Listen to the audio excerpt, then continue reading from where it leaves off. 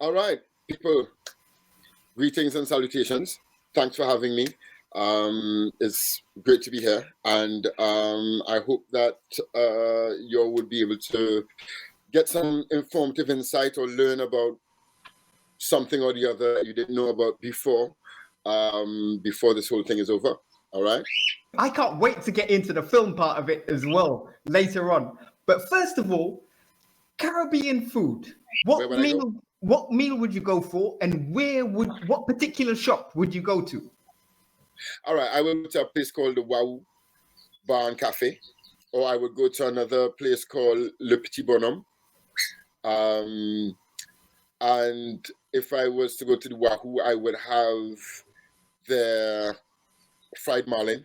I'm still on the beach, Le Petit Bonhomme, and there I would go for tuna, a tuna tartar, a tuna tartar with perhaps some sweet potato fries, Colombo, which basically is their curry, which comes from the Indian descendants that came after the abolition of slavery.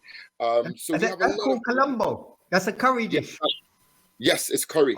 Oh. So what they don't have is roti, because roti is something special that was invented in Trinidad by the East Indians, because they had to take their lunch into the fields, and they had to be able to eat something while cutting cane.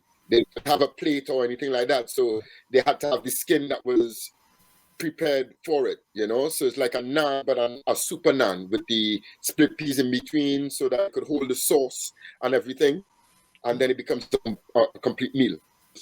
That is our street food, fast food par excellence. Yeah. In me doing this show, I've just realized how popular roti and doubles is outside of Trinidad. People love it with a passion, but because of the preparation, they don't really have access to it, so it tends to be a Trinidadian. That's an excuse.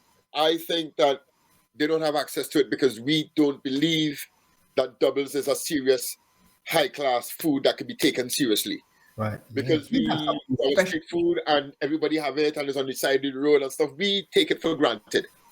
And we believe that high-end food and stuff is, the tacos or the burrito, what we see across there and stuff like that. You know what I mean? And we are afraid that we can't compete.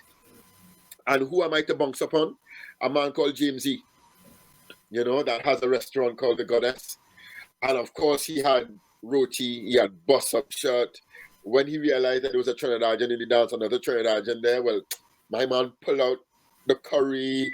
Everyone was getting fried wings. Fried wings on the grill, which I'm sure that they were amazing, but I'm sure that there was a lot of people that were jealous for what we were eating. You know what I mean? As you talk about London, one of the best places to have doubles, a macaroni pie, some pone, a currants roll, some roti. You got my attention. It's a Jupas. You know what I mean? North Clapham North. South, yeah. I didn't really venture. I was more north. No, man, these guys from Faizabad. These guys from Faizabad originally. But Dred, they know how to burn. Do it for the right reasons. Don't produce a film because you think that's how you're going to get famous and rich. And, you know what I mean? Richness is relative, and I don't think that anyone can ever have enough. Do it for the right reasons. Do it because you have a story that you need to tell. We won Best Documentary for our film called Absolutely Moscow, which is a documentary that basically tells the plight of the Chagosian people. The Chagosian people are, or were, it is an archipelago of islands that was attached to Mauritius. But Mauritius was forced to annex the Chagos Islands in order to be granted independence by the UK. So we need to look into these things seriously, and then we need to ask ourselves, what system do we want for ourselves? How are we going to finance films? You cannot finance a film by sponsors. That's not a viable form of financing for a film. This is a business. So if people are investing money, they need to be able to have a return on that investment.